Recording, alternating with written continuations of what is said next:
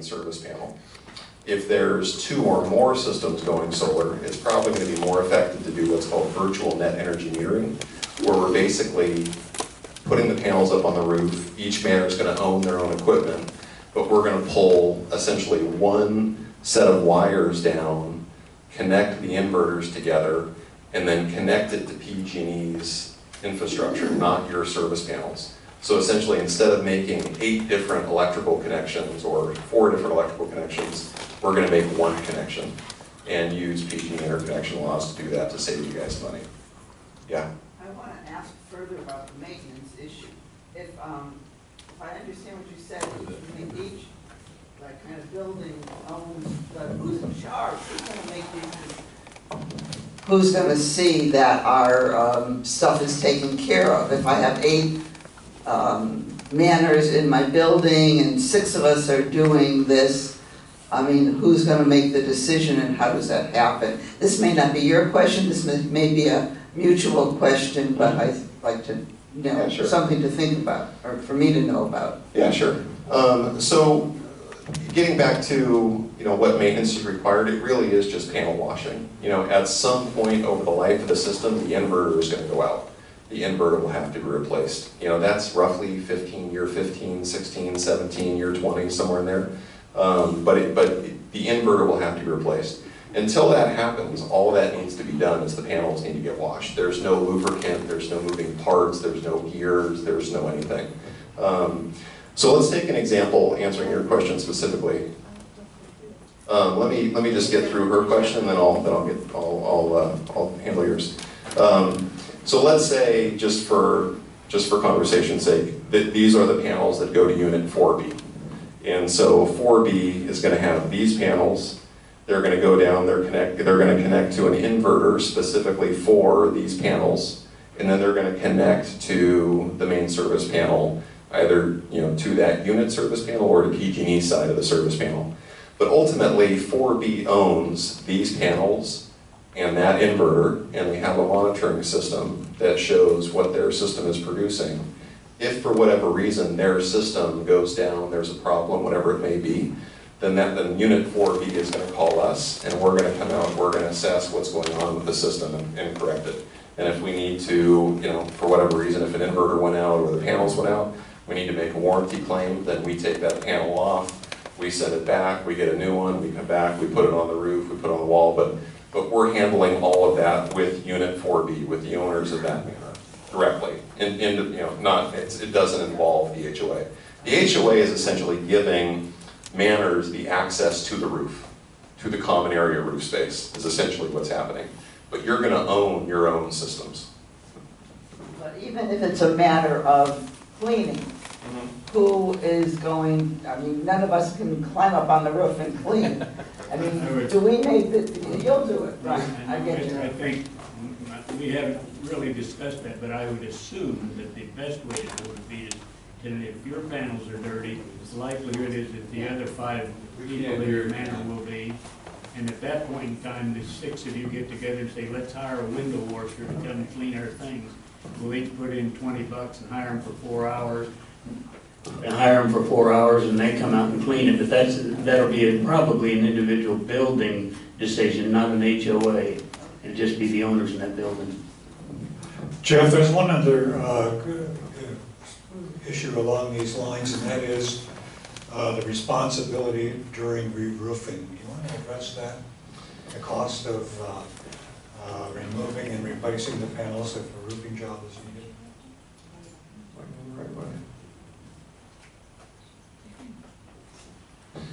So when you install the panels this way, we can keep them low, we can get them a little bit higher. We have, kind of full discretion over how high these things are.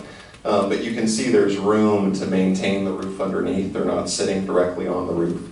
The nice thing about that is you can do roof maintenance, you can do preventative maintenance, you can do spot repairs. I've been up on the roof at 3306. I'm assuming that the other buildings are similar to that. It sounds like that roof is 10 years old, is that? I think it's 7 or 8 years old. 7 or 8 years old. So that's a 20 to 30 year roof. Chances are, kind of once you get closer to 20, you're going to be doing patch repairs. It's a plastic membrane. It's essentially a rubber roof So it's really easy to patch, almost like a bike tire. You're essentially melting other layers of rubber to it.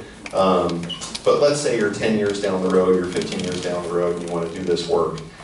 Typically what would happen is all of the infrastructure stays in place, and what we would do is we would basically just take the panels off and move them to one side of the roof that the roofers weren't working on. So we would work with the roofers when they're doing their work. We would take these panels, we would stage them over here. The roofer would do their tear off and re-roof.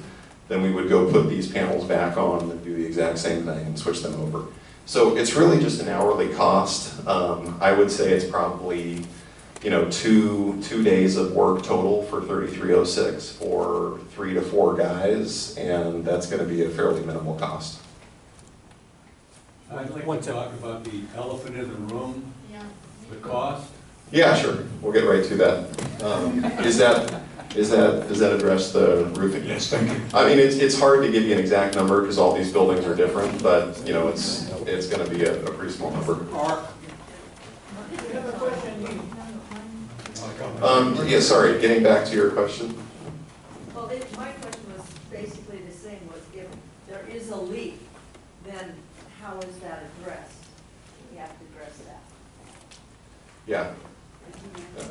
And you basically answered it. That was my question. If So there we're was going to a be. leak in the membranes, is that hard to repair with hands? You have the best roof that you can have for a flat roof. It's the easiest roof to work on. It's the easiest roof to repair. You have a Duralast roof, so we have to contractually. Duralast makes the roofer who did the roof do all work on the roof. So your existing roofer is going to be doing all of the flashings. So you know there really isn't a chance for us to make a penetration and not have it flashed by your roofer. So essentially, all of that work is going to be covered under your existing roofing contract, like it already is. There won't be any change there. I wouldn't say that you were going to create a problem with new problems. I live with Duralast in another condo, and I did have flashing problems and leaks, so it does happen. So we'll have a 10-year workmanship warranty on all the work that we do as well. Are all the panels located equally efficient, or are some parts of the roof more efficient than others? Some parts of the roof are going to be more efficient than others. We haven't identified which areas those are. We're going to go through and with shade reading, shade measurement tools, we're basically going to map out the efficiencies of the roof. So then the question would be how, and this may be more for the HOA people, how are particular locations going to be assigned to particular manners? So one, and sorry for not getting to the elephant in the room, we'll get there very soon.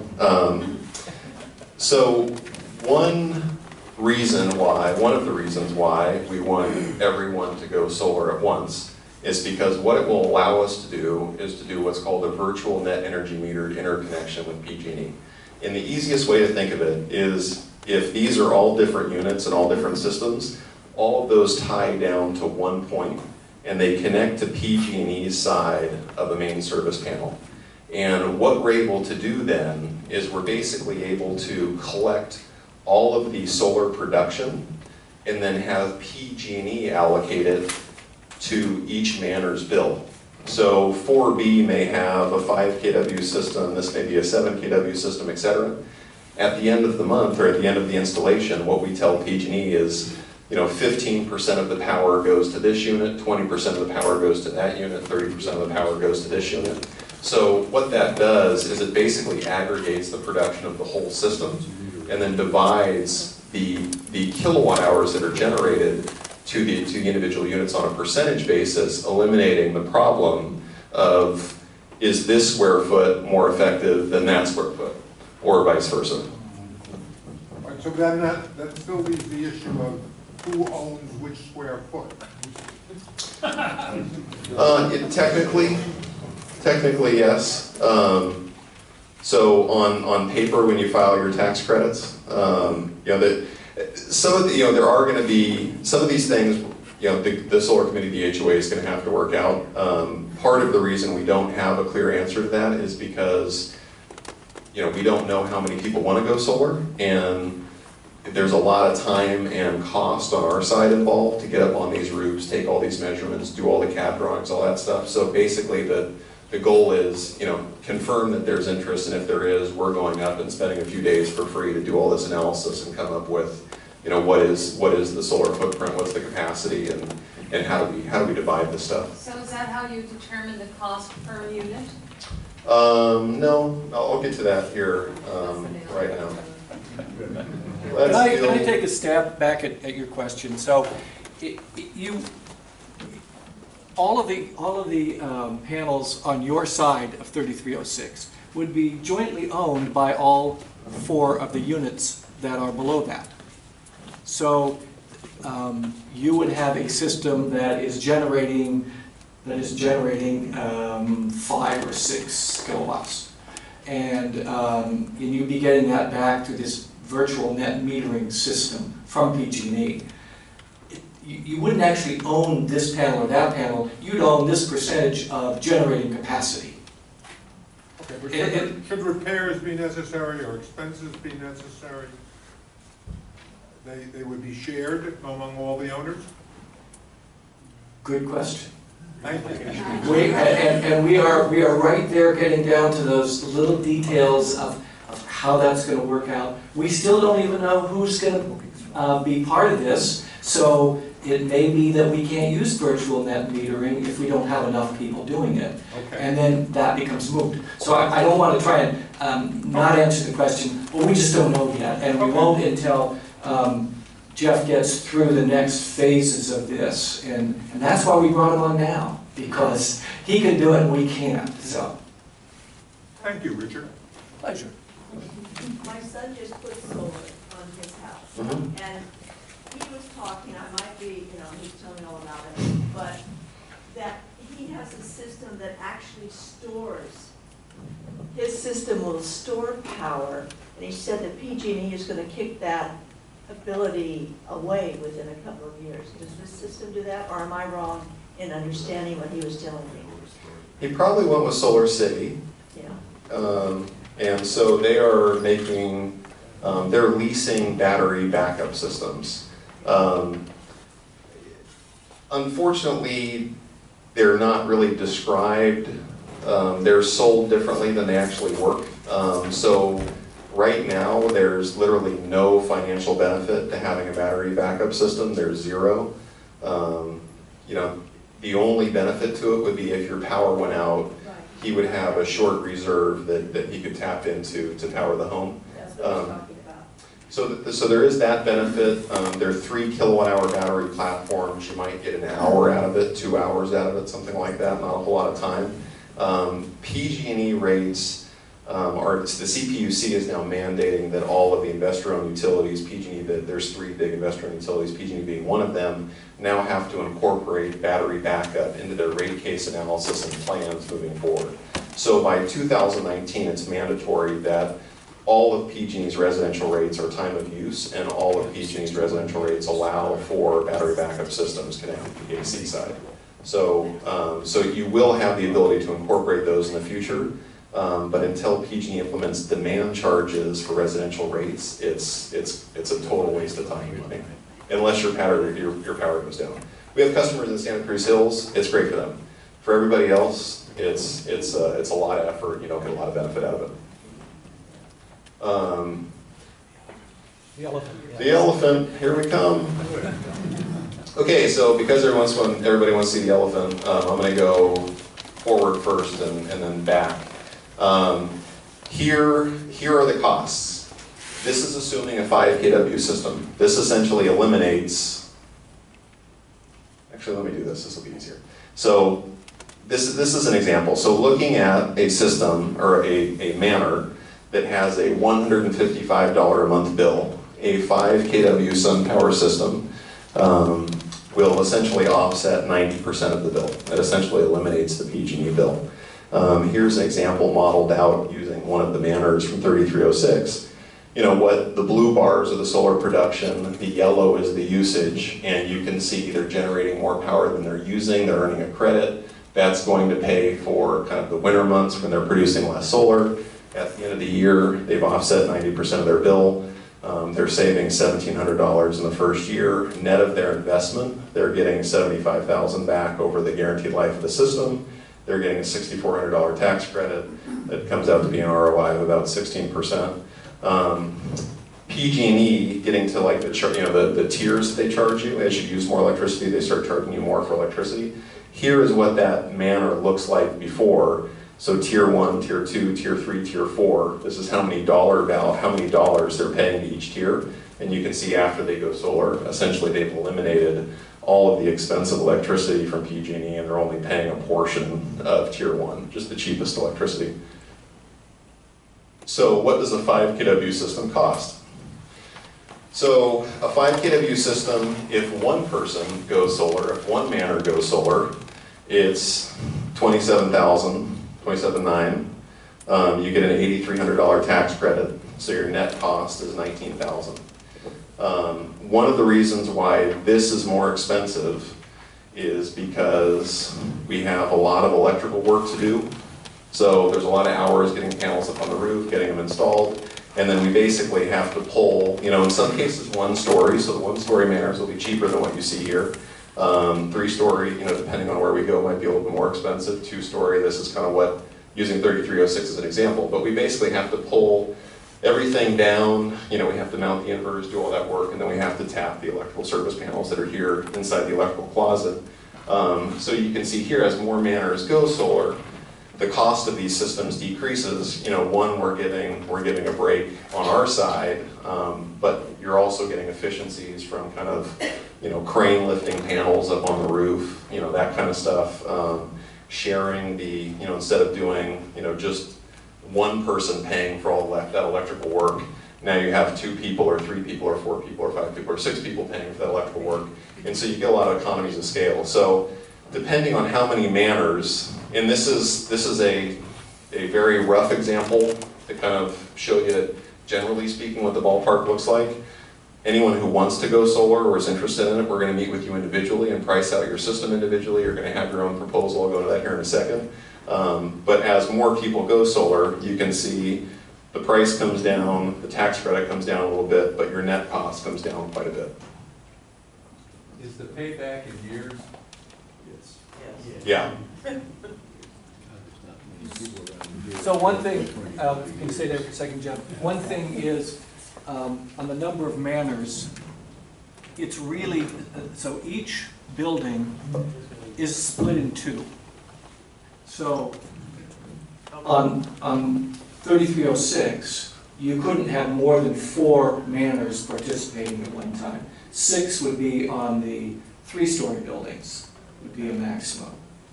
And on the 1 stories, it would be 2. So when you look at that, most people can't get beyond the 4 level,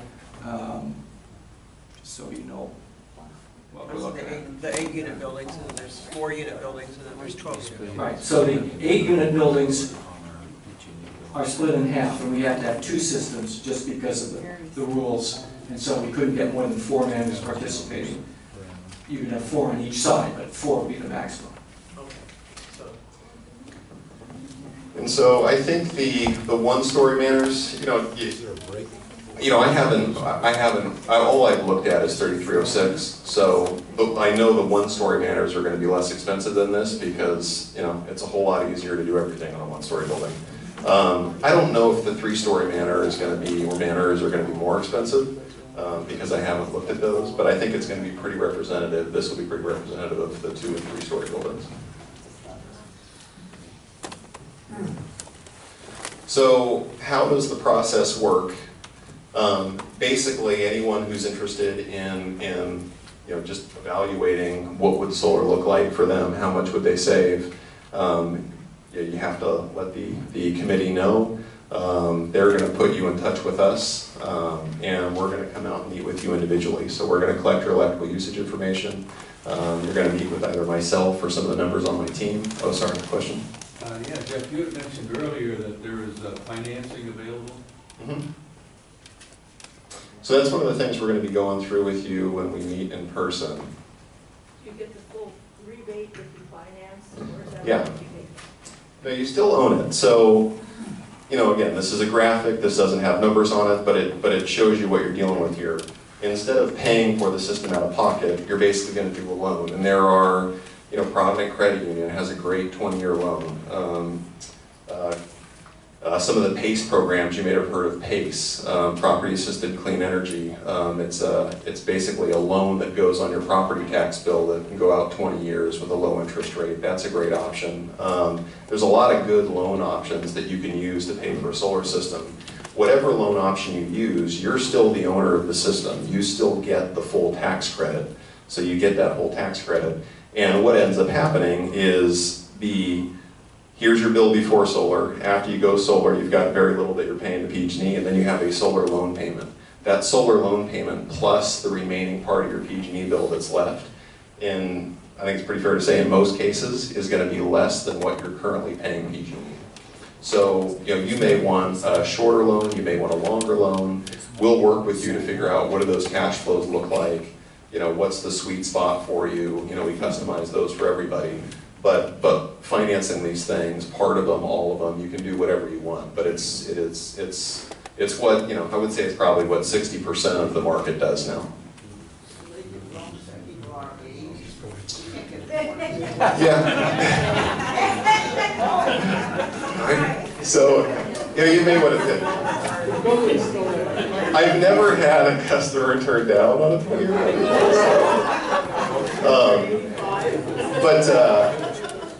PACE might be, I haven't tried PACE on a HOA-owned or common area-owned roof space. I still think it would work fine, but PACE is really neat, and what it does is it basically allows you to borrow against the value of the home. So they'll immediately approve you without any credit check up to 18% of the value of your home, of your unit.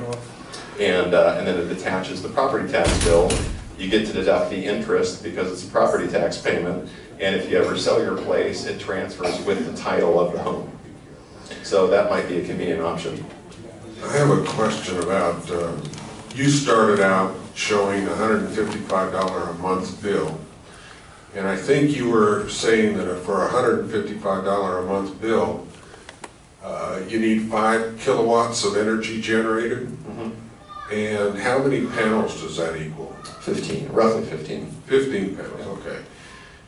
And then there's going to be a solar tax credit because you're going to pay $19,000 for those 15 panels.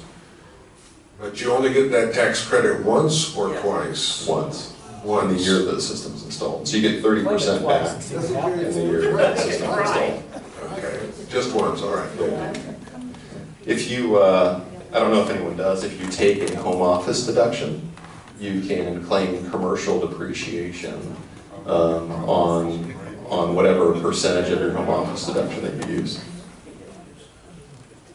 So getting back to the process, I mean, really, this is kind of high-level stuff to get you acclimated to how solar works and how this process is going to work and what to expect. But really, what's going to happen is for anyone who's interested, we're going to be working with you individually, one-on-one. So you let us know, we're going to get in touch with you. We need your usage history information. We're going to collect that for you. We'll tell you how to do that. We're going to work with you to customize financing, all those different things. We're going to design customized proposals for you to review. And give you a good idea of what to expect. This kind of shows you. I mean, basically, we'll collect your bills. This is what you'd expect to get out of a proposal. But you're basically getting, kind of what's the savings, what's the payback, what does it look like for years, what's my energy bill offset, to scale site plans and kind of what it would look like. Then we'll walk you through the specifics on all the equipment. And one of the other reasons we kind of touched on it, the reasons for going solar now, the tax credit is at risk at the end of 2016. We already reviewed that. One of the other things that we're looking at is potentially, the CPUC is deciding on, the California Public Utility Commission is deciding on this right now, but under what we call NEM 1.0 or Net Energy Metering 1.0, Assembly Bill 327 requires that when you generate a kilowatt hour of electricity from your solar system that you don't use and you push it back in the grid, PG&E has to pay you what they would have otherwise charged you for that unit of electricity. So you get full retail value credit. Once we get to 5% of essentially peak usage, that is going to transfer to what's called NEM 2.0. Nobody knows what NEM 2.0 is going to look like. The CPUC is deciding on that now. We're likely going to cross that threshold in the middle of next year, and they still won't know what it's going to look like. But you're likely not going to be getting retail credit, full retail credit for all those kilowatt hours. So the financial savings there is going to, I can't tell you what that's going to be because nobody knows, but it's not going to be full retail value credit. It's going to change a little bit. So for the people who get in before that, they get the tax credit and they get the NEM 1.0 full retail credit protection. Yeah. Under Assembly Bill 327, you're grandfathered in for 20 years, minimum of 20 years. So you get, it's worth a lot of money. You know, it's going to be sad to see it go.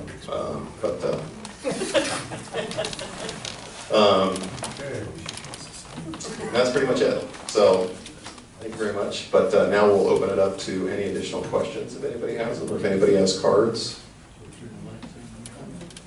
Question, for those who have medical rates, the medical rates for PG&E, are those lost or are they continued? Say that one more time. Individuals with medical rates, lower rates for PG&E. The CARE program? Right. Are those lost in all of these configurations? No, but it'll go into the calculation. So if we're working, with somebody who's on a CARE program who has, essentially they're giving you a lot more cheap electricity than a normal person would get, that'll factor into our analysis. And one other question, do these panels create some efficiencies for those that live on the upper floor where there's excessive heat and they need to have their air conditioners going all the time? Can you give us some numbers on that or some estimation? Well, it's a pretty effective radiant barrier. So the panels themselves are going to take all of the sun rays, all the energy. The surface of the panel in the summer will get up to about 140, 150 degrees. The ambient temperature around the panel will be about 120 degrees. But it essentially blocks any of the energy. So there will be temperature increases around the panel, but it blocks the energy transfer of the sun's rays into the building envelope. So it basically stops your attic or your roofing layers from absorbing that sun energy. Is that an R rating of like 60 or? I don't know what the R rating would be, but it's pretty effective. So is it between the roof and you? Yeah, to allow cooling. Yeah, actually pick up about 3 to 4% in efficiency or performance gain if you have those panels elevated. Have any of your studies shown extended life of the roof because it has that solar panel on top of it protecting it from the sun? So do the panels and the blocking of the sun's rays hitting the roof, does it increase the longevity of the roof? We haven't done studies on that, but there are a number of industry studies that prove that point from roof. Essentially, the UV rays are not hitting the roofing membrane anymore, and that's essentially what breaks down. Like at a normal roof, the asphalt shingle is not for waterproofing, it is to protect the tar paper from being dried out by UV rays. So it adds quite a bit of life to the roof. So my question is that if these are going on the people that are on the second floor or third floor, so they get direct sun right now. So would these panels actually reduce the amount of energy that they need because they're not having all that direct sun hitting right into their unit? Yeah, potentially. In 3324, we have 7 or 8 trees that are actually above the building. What effect does that have on the meter? We're going to have... What? We can't. We would love to. We would love to. We're going to have to assess that. I haven't been on the roofs personally, but shade, solar panels don't like shade. So we're going to have to evaluate what's the impact. 3306 is pretty clean. Stuff. Dirt. Oh, the debris on the roof? Debris on the roof. Okay, I'll look out for that when we get Okay, it. right. I think we've got a lot of questions that are coming up now that are going to be resolved with the individual studies of sun and shade and looking at individual bills and so forth. So they're all kind of customized things. Basically, I don't know how many of you have a CD. I've got a couple of them, and I think I've got one $25,000 CD that pays me maybe $1 a month.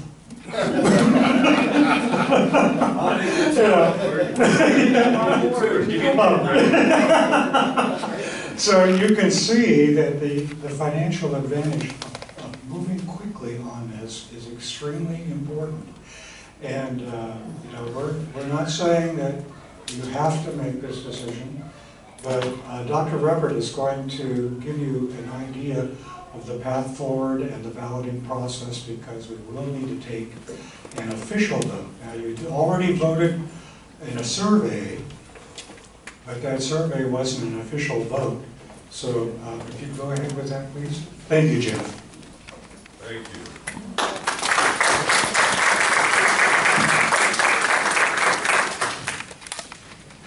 Well, a lot of information. Thanks, Jeff. It was a great presentation. Thanks for answering almost all of the questions. What's next? We need to have 2/3 or more of our 62 manors to approve the use of the rooftops. The rooftops are common use areas. If you look those up in your CC&Rs, it defines what common use is as compared to exclusive use.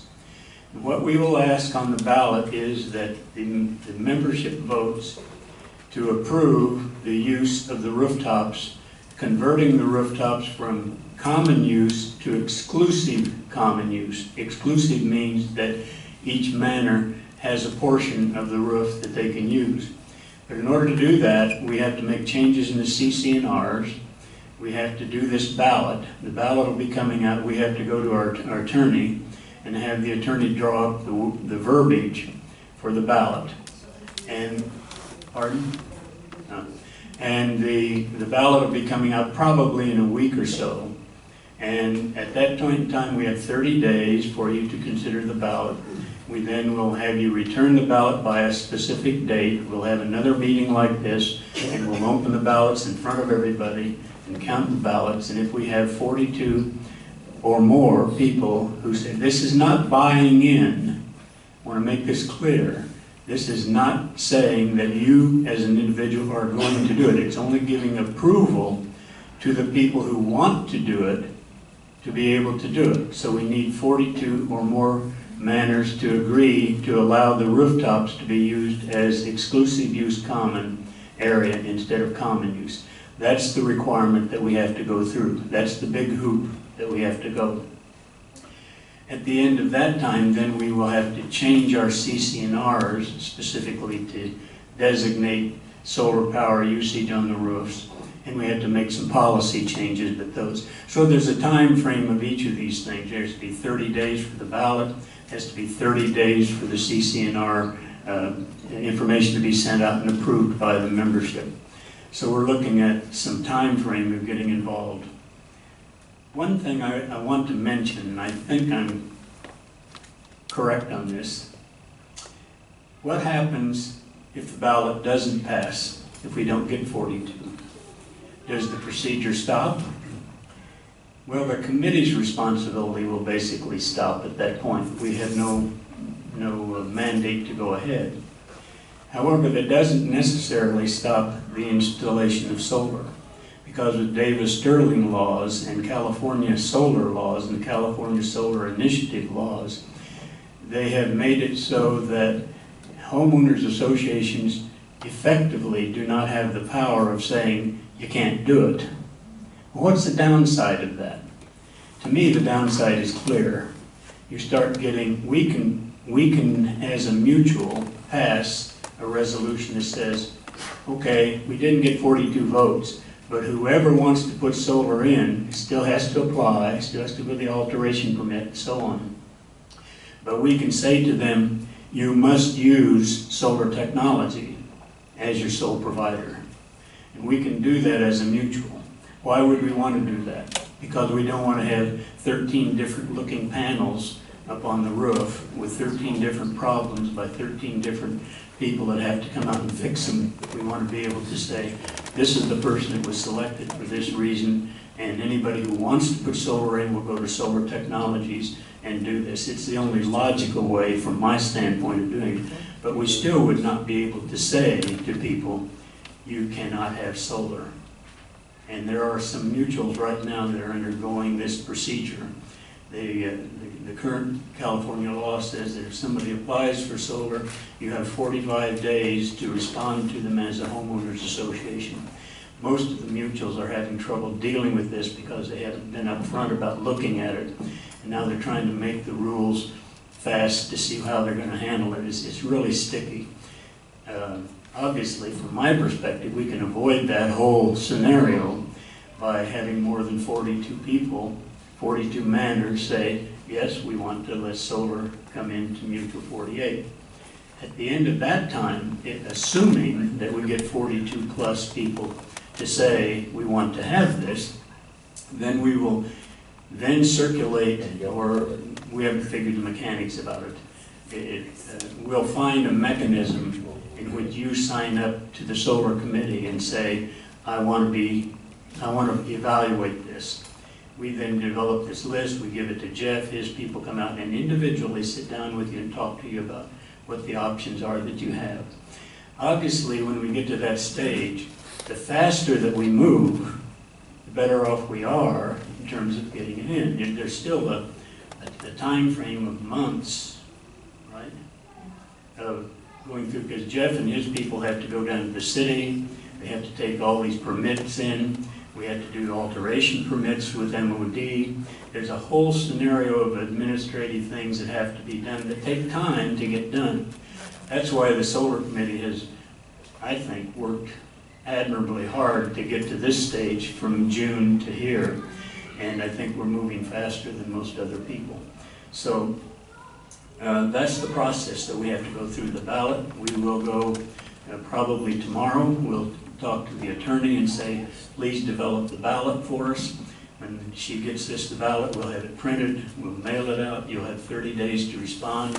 We'll call another meeting, open the ballots in front of everybody, and hopefully have 43 at least. And then we'll work on it. We may have a sign-up list that night that sits down here when we count the ballots. So somebody who says, I know I want to know more about it, I want to have Jeff come talk to me, we'll have you sign up that night to get the list started so he can start on it. Then we'll have a time frame of cutting it off so he can make his plans in terms of ordering solar panels and other things. We'll say, if you're planning on doing it, you must make up your mind by this date so we have a list that's firm. The advantages Jeff and other people have talked about of why it's important to do the initial buy-in of this is there's significant cost savings, not just to Jeff and his people, but it lowers the price for everybody. So the more we get involved, the better off we are. And I'm not trying to twist arms, it's just the reality. So, and if you wait a year, you lose. Pardon? If you wait a year, you lose 30%. Oh yeah, if you wait beyond 2016, you've lost 30%, which is significant.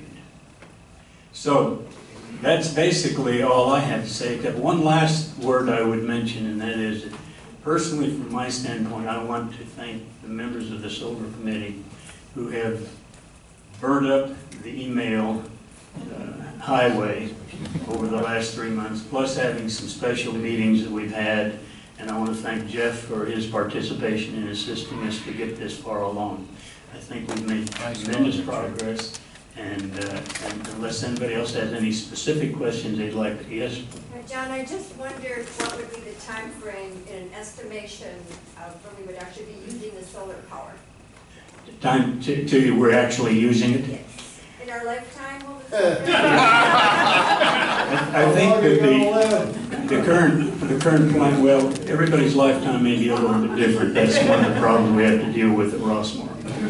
But the hope is that we can move this process along rapidly enough that installation can actually begin in November. And then depending on how many units we have. So I think there's, to my way of thinking, quite likely, if we move rapidly, that we could have some units up and functioning by the first part of the year or early in the first part of the year, and the whole project completed by spring. Is that reasonable, Jeff? Yeah, I think that's probably. How many hours have you gotten this already? Any other questions? I got one thing to say. According to the figures, if everybody went in one manor or one mutual, one building, it would save everybody 50% on their system, from 27,000 some odd to 13,000. So that's almost half that everybody would be saving. So the point is, and there are going to be questions. Oh, I want to reiterate what Norm mentioned earlier, that after this meeting, there's going to be each of the 4 people. I'm ex officio on the committee, so they didn't want me to talk to anybody.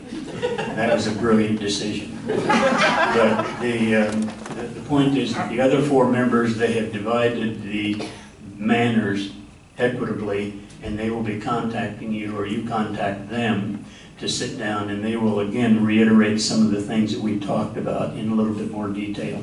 Also, everybody got a frequently asked questions list when you came in. Some of the questions may be answered on that, but I just want to again say thanks to the committee who's done a great job.